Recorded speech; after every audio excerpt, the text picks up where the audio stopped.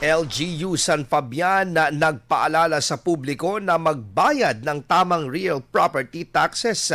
Para sa detalye ng balitang yan, kasama natin Idol Juana De Vera. 104.7 IFM.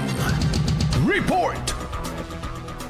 Nagpaalala ang Municipal Treasury Office ng San Fabian sa lahat ng may-ari ng ari-arian na bayaran na ang kanilang real property taxes para sa taong 2025 to 2026. Ayon sa opisina, maaaring makakuha ng 20% discount ang mga magbabayad ng kanilang RPT hanggang December 31, 2025. Para naman sa mga magbabayad mula January 1 hanggang March 31, 2026, may nakalaang 10% discount. Hinikayat ng tanggapan ng publiko na samantalahin ang pagkakataong ito upang maiwasan ang penalties at makatulong sa kaunlaran ng bayan sa pamamagitan ng maagang pagbabayad ng buwis. Bukas ang opisina para sa mga katanungan o karagdagang detalye at handang magbigay ng assistance sa mga residente. Kasama mula dito sa IFM Dagupan, ito si Idol Juana De Vera, Tatak IFM.